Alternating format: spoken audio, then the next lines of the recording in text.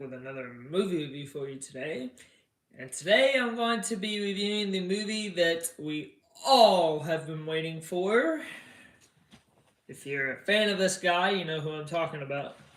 You know what I'm talking about. But today I'm going to be reviewing Chris Stuckman's directorial debut, Shelby Oaks, released in 2025. I know it says 2024, but we'll talk about it.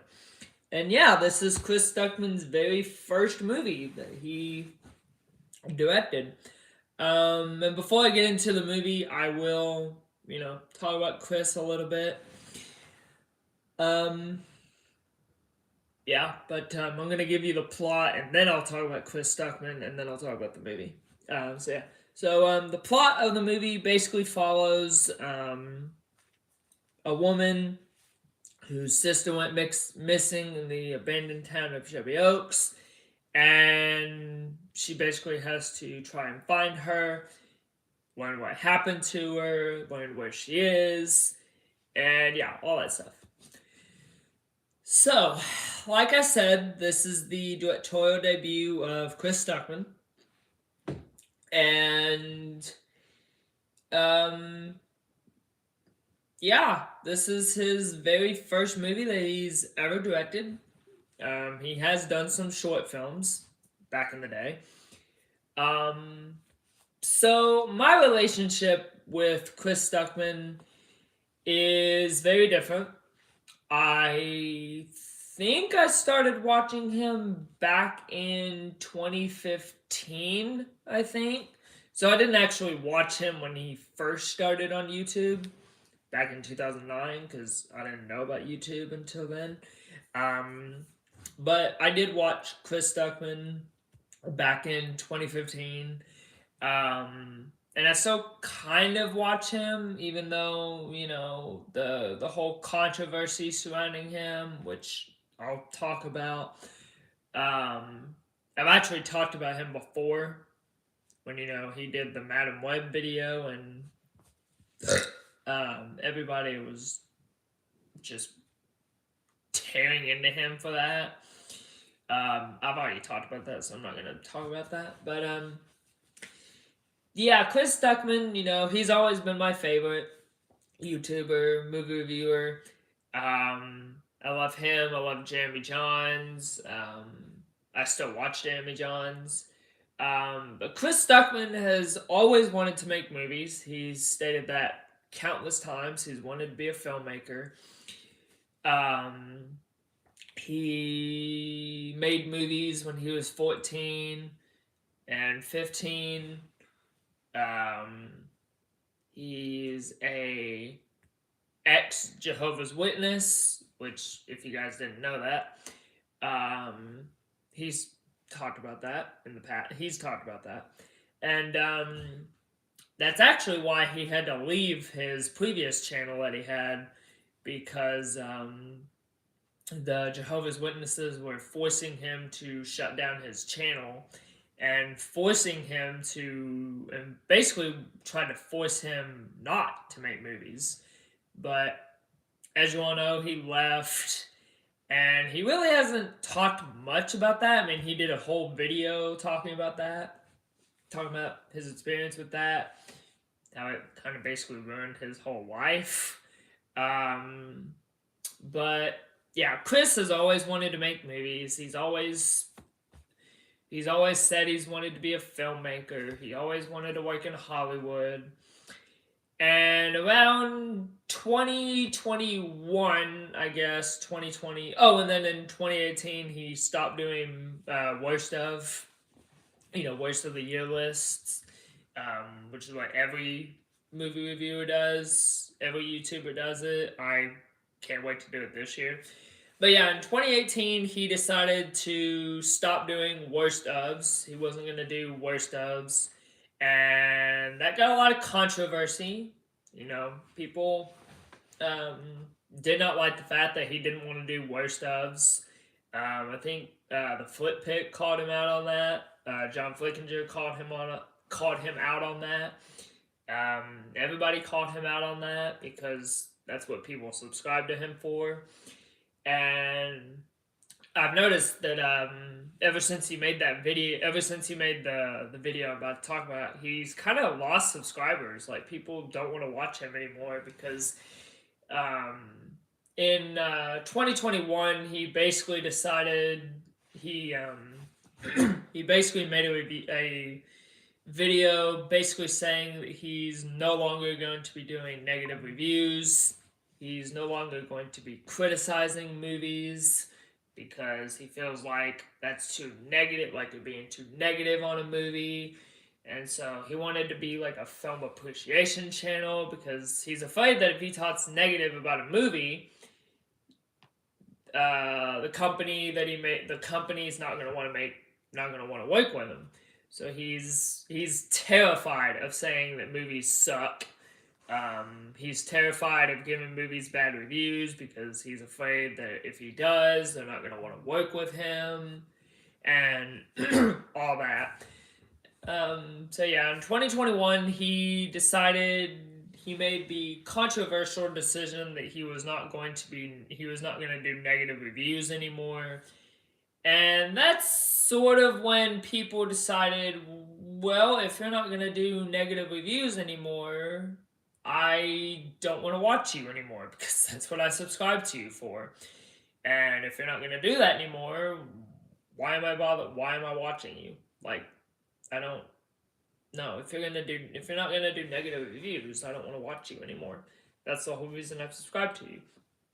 And he's basically lost like subscribers over that. But then in 2024, this is what I had to talk about.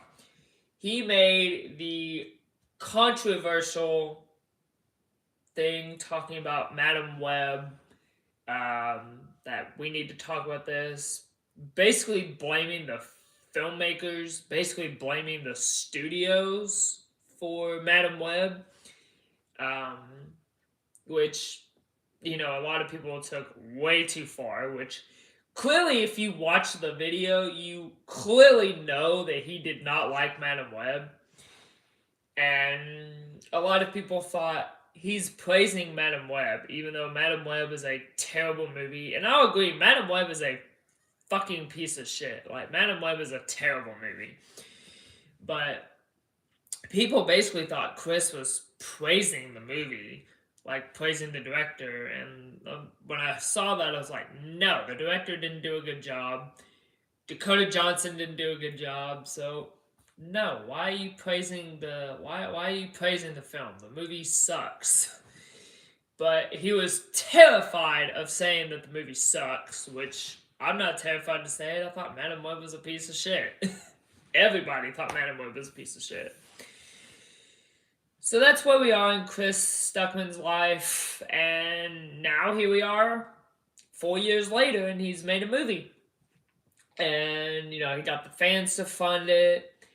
He even got Mike Flanagan to produce it. He got Neon to pick it up.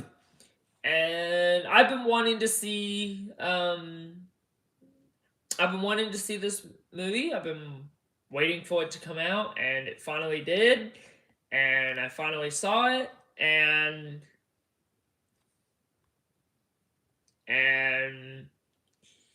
now I can safely say what I think about this movie.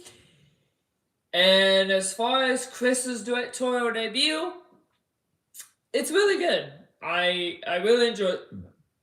Excuse me. I really enjoyed this movie. I thought it was a ton of fun. You can tell that Chris put his blood, sweat, and tears into making this movie, which he did. I think for a directorial debut, this movie's pretty good. Obviously, this was a real life story that happened. I don't know if it's, and apparently from what I can tell, this movie is this case is still going on, I guess.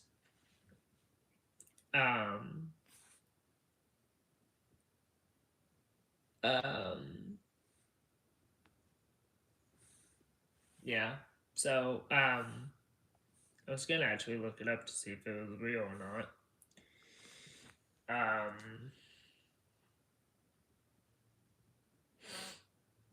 I was gonna see if it was real or not. And I guess it is real. Um,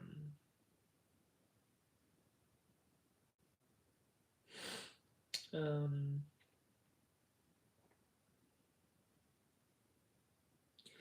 yeah, apparently she's still missing. I don't know. I don't know if she's still missing, but